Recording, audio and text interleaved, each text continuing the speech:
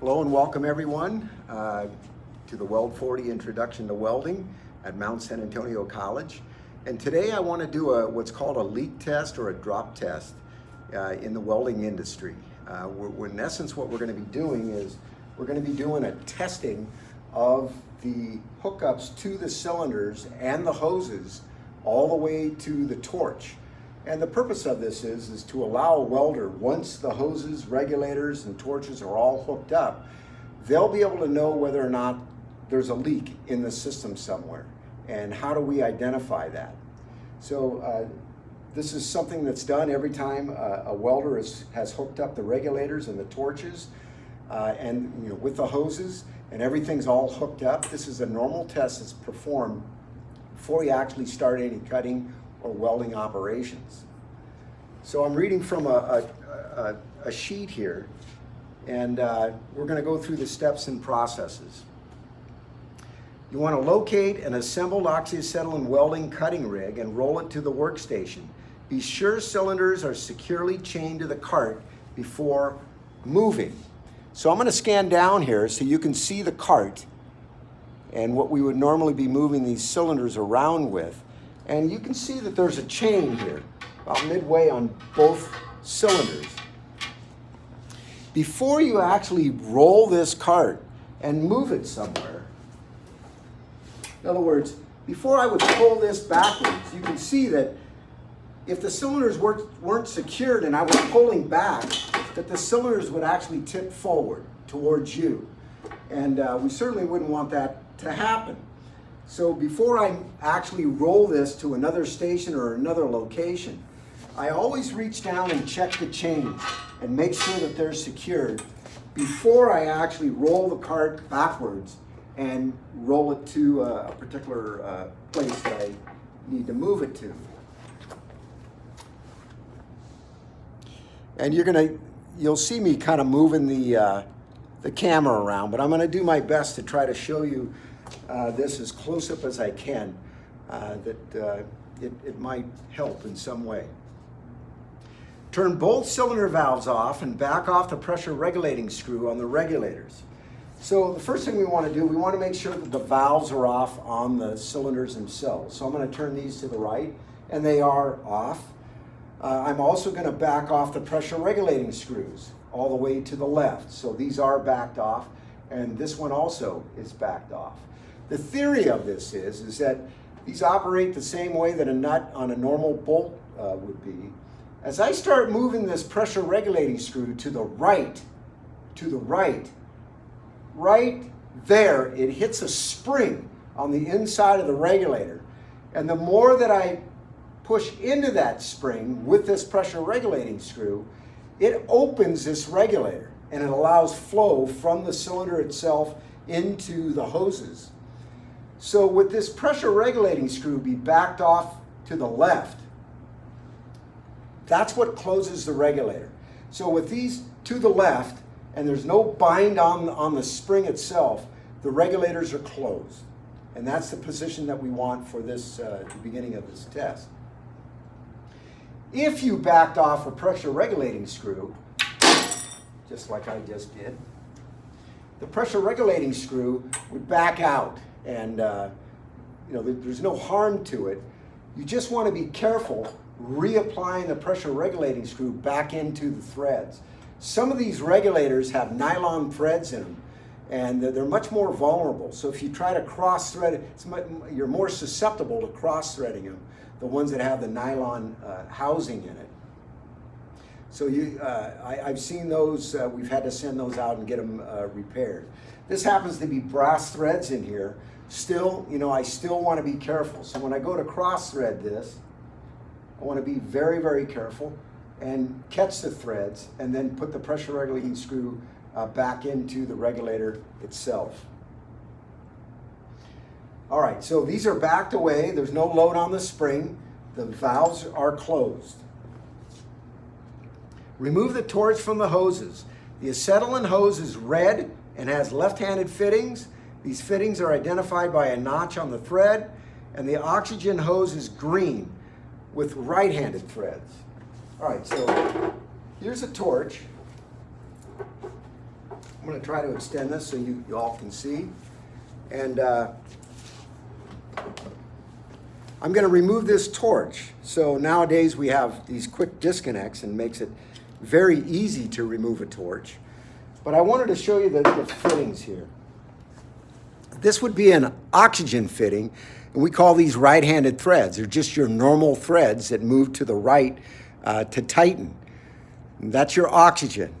On the acetylene has left-handed threads, which is directly opposite of the oxygen fitting. So we can't misconnect an acetylene hose to an oxygen, anything having to do with oxygen, with the oxyacetylene system.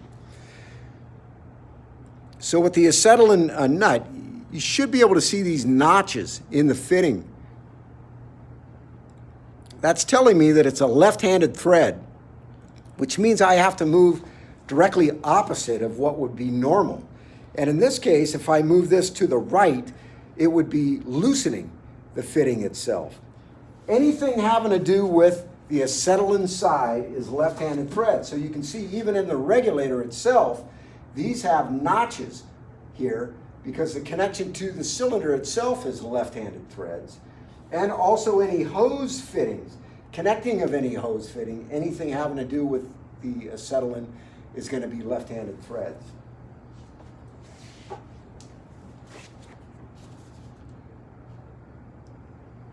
All right, remove the hoses from the regulator. So we're going to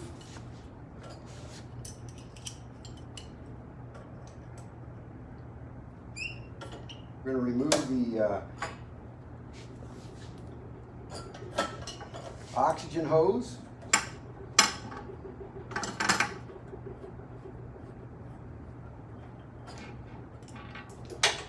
And then we'll remove the acetylene hose. And you'll notice when I remove this that I'm moving to the right, which would be opposite, since these are left-handed threads.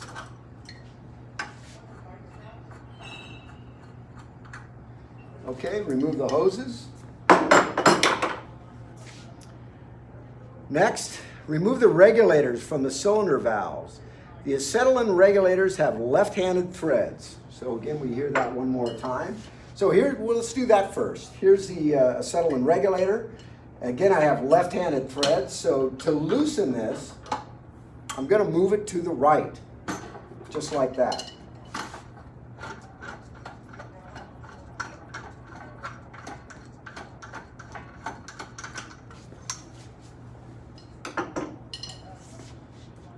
And for the oxygen, these are normal threads. So this one I will move to the left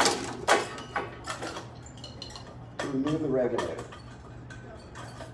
Overall, I just want to tell you that it's not that complicated. You just go the opposite. Anything having to do with the acetylene. And once you do it a few times, it becomes more of just a normal process. Okay, so identify the following safety devices on the cylinders. On the oxygen cylinder, a bursting disc. So here's the oxygen cylinder, and we talked last week on the oxygen cylinder itself about the bursting disc itself, which on this cylinder is right here. And this bursting disc would give way in case it was in the case of a fire. Before the cylinder actually exploded, the bursting disc would give way here. And we also have a protection cap. And these go over the cylinder, and there's threads there. And this would be screwed on to protect the valve itself. If I was to roll this cylinder across the room to somewhere else, and it had pressure in the cylinder or not, I'm going to put these caps on to protect it. And then I'm going to roll it to where it needs to go. I'm going to secure it, and then I'll remove this and rehook up my regulators. So these caps are there just to protect the cylinder valve itself when you're transporting. The acetylene cylinder has fuse plugs and a cylinder cap. So this one also has a protection cap. So if I'm going to transport this, the cap would go over and screw onto the threads. Okay, that would be screwed down, and then I would roll this wherever it needs to go. So that is the usage of these caps. You certainly don't want to be rolling something like this and take a chance of losing balance type thing, and then something hitting this valve, damaging it, and the potentiality of the pressure within the cylinder itself. That's the usage of the cylinder caps. The fusion plugs, the fuse plugs on the acetylene cylinder themselves, there's two here on top. There's two here, and there's some on the very, very base of the cylinder itself. So I have one cut in half here, but I'm gonna bring it up close. Although the bolts the actual plugs themselves are missing. It's a special alloy. It melts at 212 degrees Fahrenheit. So the fusion plugs here, they're missing, but they would be here on the top of the cylinder. And as you can see, there's also one at the base. There was actually two in the base, but this one's cut in half. So there's a few fuse plugs installed so that in case of a fire, they're designed so that the acetylene gas would be released in an appropriate method to not allow that possible problem to happen. Now, after disassembly, we've already disassembled everything. Now we're going to put everything back together. So before I go to connect the regulators, and that'll be the first thing that I add on to reassemble, I always crack the valve. So it's like this. I just put my hand on there and just barely crack the valve itself and with the acetylene. And it just takes a second, but it takes all the dust that might be in these fittings. You can see that if I have this cap on here, that dust might be getting in here, into these holes. And if it goes into the valve here, I don't want to take that dust and put it into my regulator. So I just barely crack it, and then we're going to go into the reinstall so we can actually do the leak test itself. All right, so here we go. I'm putting the oxygen regulator back onto the cylinder, and I'll tighten that.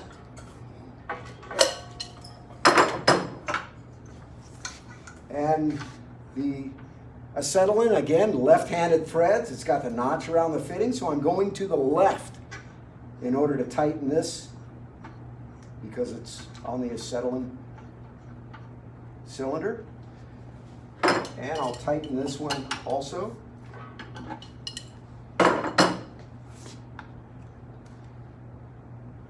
Trying to get back to where you can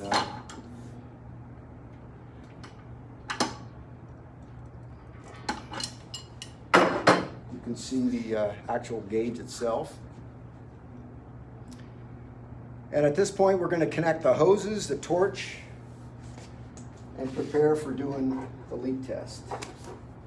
All right, so here's the acetylene hose. Again, I'm going to move to the left in order to tighten. There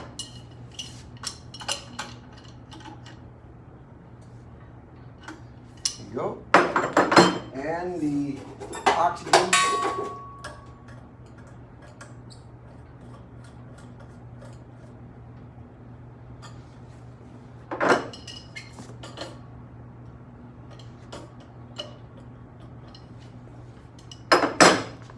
Okay, so that's the oxygen fitting connected and the acetylene hose connected.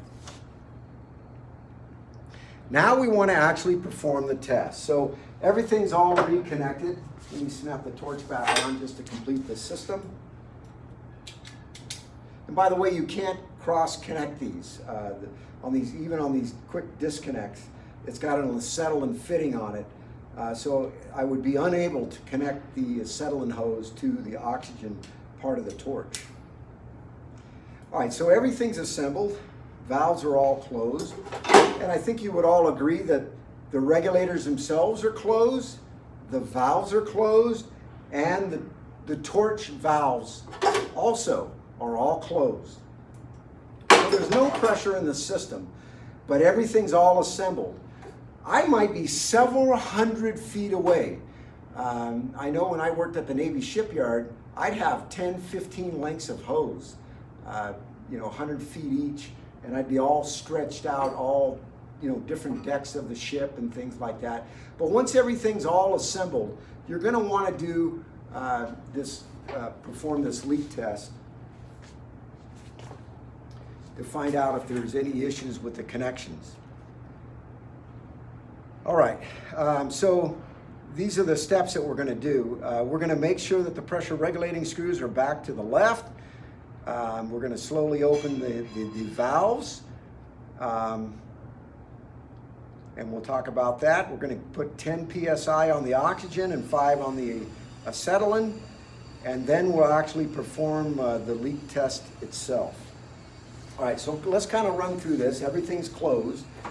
The first thing I'm going to do is I'm going to open up the acetylene valve. And when you go to open up an acetylene valve with everything closed like this, just barely crack it. Just barely crack it, just like this. Just barely crack it. Just allow the oxygen just kind of go into the regulator itself and let it seat. Once it's seated, everything's okay. Then, as you all know, on the oxygen valve itself, we always open this all the way. There's a double seat in this valve. So anywhere you go in the welding industry itself, the oxygen valve is always open all the way. On the acetylene cylinder itself, same thing. We're just going to barely crack it, just like that, just barely crack it.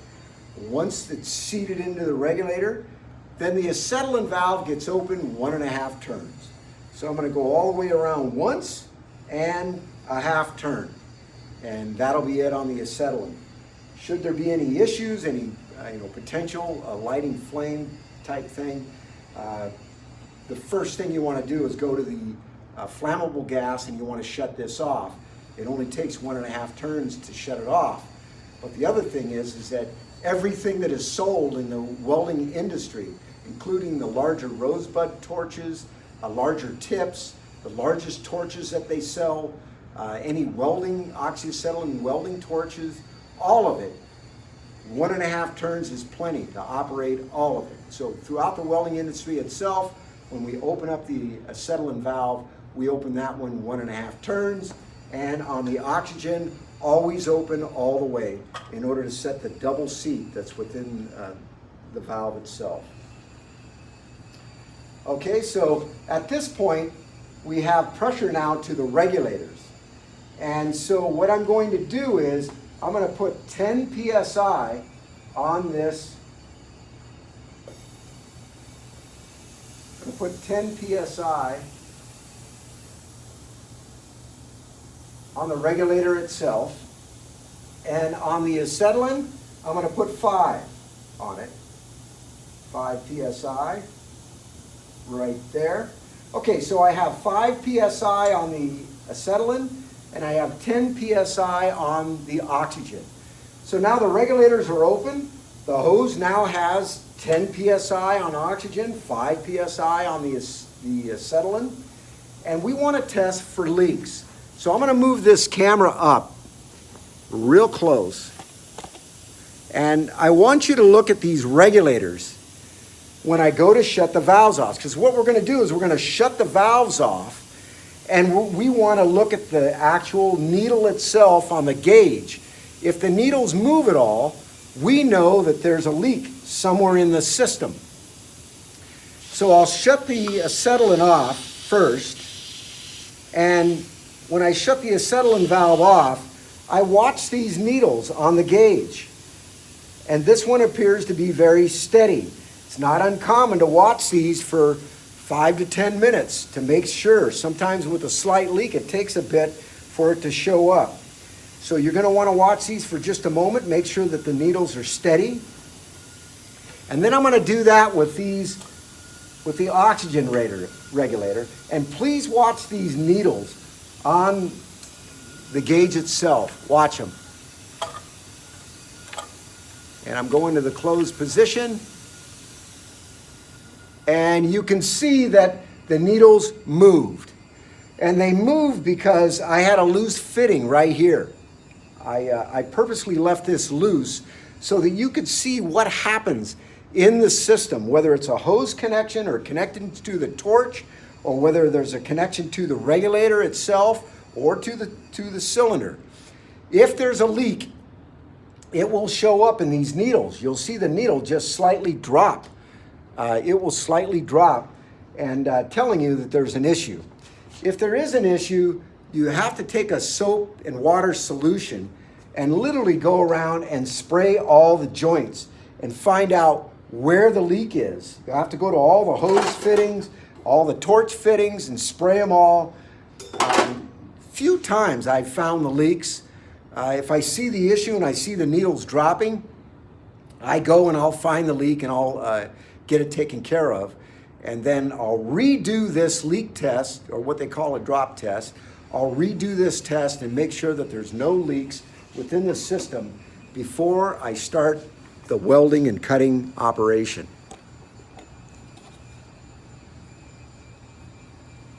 Okay, so thanks for letting me take the time to kind of move the camera around.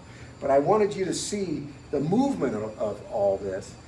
The importance of this is, obviously we don't want to have the acetylene gas going freely, whether it's in an enclosed space or out in the open. And we also don't want to waste the oxygen gas.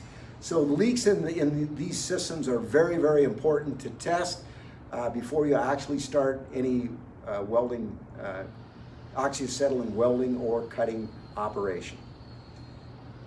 Thanks, everyone.